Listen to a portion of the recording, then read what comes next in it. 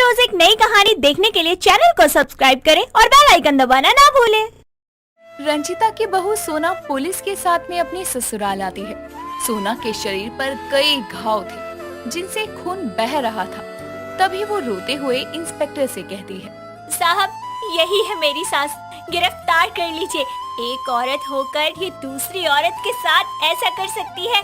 ऐसी औरत को सलाखों के पीछे होना चाहिए, जिसने अपने घर की इज्जत अपनी बहू का सौदा किया, बस अपने धन पाने की वासना में। रंजिता एक बेहद लालची किस्म की महिला थी। उसके पति नंदन का काफी बरस पहले ही स्वर्गवास हो गया था। नंदन के जाने के बाद रंजिता के पास अपने पति की लाखों की धन संपत्ति और उसका बेटा विपुल रह गया था। सगी माँ होते हुए भी रंजिता विपुल के साथ सौतेलों जैसा व्यवहार ही करती। कुछ समय बाद विपुल के लिए एक सोना नाम की बहुत सुंदर लड़की का रिश्ता आता है। रंजिता विपुल के साथ सोना के घर जाती है, जहाँ सोना की माँ नेहा उनका स्वागत करती है और रंजिता कहती है, जी देखिए, मेरा एक लौता बेटा है।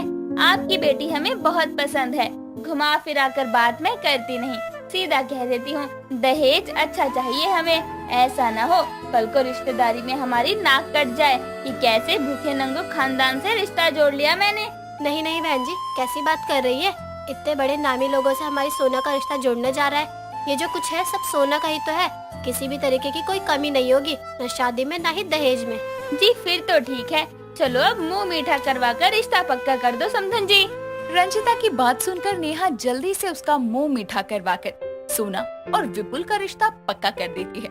कुछ महीनों बाद धूमधाम और खूब सारे दहेज और पैसों के साथ सोना रंजिता की बहू बनकर अपने ससुराल में आती है। शादी के कुछ वक्त तक तो रंजिता सोना के साथ बहुत मीठी बनी रहती है, पर धीरे धीरे वो उसे अपना असली रंग दिखाना शुरू करती है। ऐसे ही एक सुबह सोना रसोई में काम कर रही थी, तभी उसके हाथ से एक कप गिरकर टूट जाता है। शोर की आवाज से रंजिता बाहर आकर कहती है, क्यों री पापन, हाथों में जान नहीं है? अरे इतना महंगा कप तोड़ दिया। माँ जी, वो गलती से गिर गया, मैंने जानबूझकर नहीं किया। तेरी मुई माँ ने एक बार दहेज दिया और फिर खुद ही भगवान के घर चली गई और बची हुई सारी जायदाद भी चैरिटी फंड में डाल गई, और तू यहाँ नुकसान कर रही है, जुबान भी जला रही है ऊपर से। माँ जी ऐसा मत कहिए, जब तक मेरी माँ जिंदा थी आपने जितना कहा, जैसा कहा उन्होंने वैसा किया। रही बात कब की, तो माँ जी मैं नया ला दूंगी। हाँ हाँ, पैसों का पेड़ लगा है ना, जहाँ से नोट तोड़ कर दूं, नए कप का सेट ले आएगी। जवाब तो देखो महारानी के, आज मैं तुझे बताती हूँ कि तोड़ना क्या होता है। इतना कहकर रंजिता पास में रखी छड़ी उठाती है और बेरहमी से सोना को मारना शुरू करती है। विपुल ये सब देखकर सोना को बचाने जाता है। रंजिता उससे भी मारने लगती है और काफी देर दोनों पति पत्नी को मारने के बाद रंजिता वहाँ से अपने कमरे में चली जाती है और खुद से कहती है, सोचा था इस नालायक विपुल की शादी करके और पैसा अपने घर में लाऊंगी, नोटों का पलंग बनाऊंगी, पर किस्मत ने साथ ही नहीं दिया। अब ना विपुल मेरे काम का है, ना सोना। अब मुझे अपनी लालच की पूर्ति के लिए कुछ नई तिगड़म लगानी होगी, जिससे मेरे हाथों में नोटों की गड्डियां आ जाए। ऐसे ही वक्त गुजरता जाता है। रंजिता का सोना और विपुल पर अत्याचार बढ़ता जाता है। दोनों की हालत हर गुजरते दिन के साथ बद से बदतर होती जा रही थी। ऐसे ही एक दिन रंजिता के घर पर सद्दाम नाम का गुंडे जैसा दिखने वाला आदमी आता है और रंजिता से कहता है, मैडम, मेरे भाई ने इधर भेजा है आइटम देखकर सौदा पक्का करने को। किधर है आइटम? फिर मैं दाम बता देगा। अरे आइटम एकदम बढ़िया फ्रेश है, कच्ची कली जैसी, पर दाम मुझे मुंह मांगा चाहिए। इस बारे में मेरी तुम्हारे भाई से बात हो चुकी है। ठीक है, पर पहले आइटम दिखा दो। सद्दाम की बात सुनकर रंजिता सोना को आवाज लगाती है। सोना अपनी सास की आवाज सुनकर हाथों में चाय नाश्ते की ट्रे लिए वहाँ आती है और सद्दाम और रंजिता को देती है और वहाँ से चली जाती है। उसके जाने के बाद रंजिता कहती है, देख लिया ना, कच्ची कली है। अब मुझे इसके पूरे 50 लाख चाहिए अपनी बहू के सौदे के। बोलो मंजूर है? मंजूर है। कल तुम इसे लेकर मंदिर आ जाना, मैं वहीं से इसे लेकर जाएगा। और पैसा भी वहीं देकर जाएगा। इतना कहकर सद्दाम रंजिता से सोना का सौदा पक्का करके वहाँ से चला जाता है। पर उन दोनों की ये बातें विपुल सुन लेता है और अपनी माँ के पास जाकर कहता है, माँ आपको सौदा करना है तो मेरा कर दो, पर सोना का नहीं। सोना मेरी पत्नी है, आपकी बहू है। ऐसे अपने घर की इज्जत का सौदा मत कीजिए माँ। मुंह बंद रख अपना। पूरे 50 लाख मिल रहे हैं इस सौदे के। जानता भी है कितनी बड़ी रकम है। अरे पैसों से बड़ा कुछ नहीं होता। जिसके पास पैसा है उसके पास सब है। और हाँ, अगर सोना का कुछ बताना चाहा तो अभी तो सौदा कर रही हूँ। उसको स्वर्गवास करवाते हुए भी मुझे देर नहीं लगेगी। इतना कहकर रंजिता विपुल के दिल में सोना को मार देने का डर भर देती है, जिस वजह से वो सोना को चाह कर भी कुछ नहीं बताता।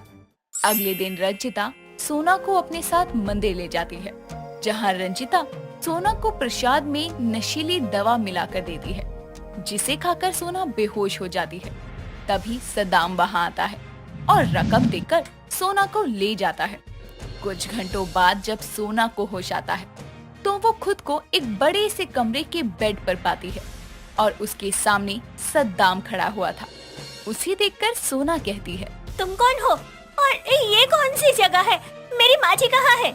मेरी दुनिया है, सद्दाम की दुनिया है। सौदा हुआ है तेरा। तेरी लालची सास ने पैसे पाने की चाहत में 50 लाख में तेरा सौदा करके मुझे दिया है। गुलाम है अब से तू मेरी, समझी? नहीं, ये नहीं हो सकता। भगवान के लिए मुझ पर रहम खाओ, मुझे जाने दो। मेरी सास मेरे पति को मार डालेगी, उसे नोच नोच कर खा जाएगी, मुझे जाने दो। सद्दाम ने दाम दिया है। जब तक दाम चुकाना दे तू कहीं नहीं जा सकती। और ये रोना धोना बंद कर, समझ गई? वो देख कपड़े पहन और तैयार हो जा। कोठे पे महफिल में आज तुझे ही रंग जमाना है। इतना कहकर सद्दाम वहाँ से चला जाता है और कुछ देर बाद जब वो जबरन सोना को तैयार कर कोठे पर महफिल में नाचने के लिए ले जाता है तो वहाँ पर सोना को सब अश्लील निगाहों से देखते हैं और उस पर पैसे उड़ाते हैं। यूं ही वक्त गुजरता है और सोना बदनाम गलियों में उलझ कर रह जाती है। वहीं विपुल भी काफी कोशिश करने के बाद सोना का पता लगा लेता है और उस तक पहुंच जाता है और किसी तरह सद्दाम और बाकी सभी को चकमा देकर विपुल सोना को अपने साथ भगा कर ले जाता है और दोनों वहां से निकलकर सीधा पुलिस स्टेशन जाते हैं, जिसके बाद वो सद्दाम और रंजिता के खिलाफ FIR लिखवाते हैं। जिसके बाद इंस्पेक्टर के साथ सोना अपने ससुराल आती है और कहती है, साहब, यही है मेरी सास, गिरफ्तार कर लीजिए। एक औरत होकर ये दूसरी औरत के साथ ऐसा कर सकती है? ऐसी औरत को सलाखों के पीछे होना चाहिए, जिसने अपने घर की इज्जत अपनी बहू का सौदा किया, बस अपने धन पाने की वासना में। जी इंस्पेक्टर साहब, ले जाओ इस औरत को। ये एक माँ कहलाने लायक भी नहीं है। पैसों के लिए इन्होंने अपनी ममता को भी बेच दिया। माँ जी, आपने मेरा सौदा किया, मेरे जीवन को नर्क से भी बदतर बना दिया। इसके लिए मैं आपको कभी माफ नहीं करूंगी, लेकिन इसकी सजा आपको मैं नहीं बल्कि कानून देगा। तब आपको पता चलेगा कि दर्द क्या होता है। इंस्पेक्टर साहब, ले जाइए इन्हें यहाँ से। नहीं नहीं बहू, बेटा मुझे माफ कर दो। मैं तो तेरी माँ जैसी हूँ ना, माँ के साथ ऐसा नहीं करते। रंजिता खुद को बचाने के लिए गुहार लगाती है पर कोई उसकी मदद नहीं करता, जिसके बाद इंस्पेक्टर साहब रंजिता को गिरफ्तार करके ले जाते हैं और जिसके बाद अदालत में सद्दाम और रंजिता को उम्र कैद की सजा सुनाई जाती है। वहीं दूसरी तरफ सोना और विपुल खुशी खुशी अपने नए जीवन की शुरुआत करते हैं। दोस्तों, अगर आपको ये कहानी पसंद आई तो इसे लाइक करें, शेयर करें और कमेंट करके बताएं कि कहानी में आपको सबसे अच्छा क्या लगा।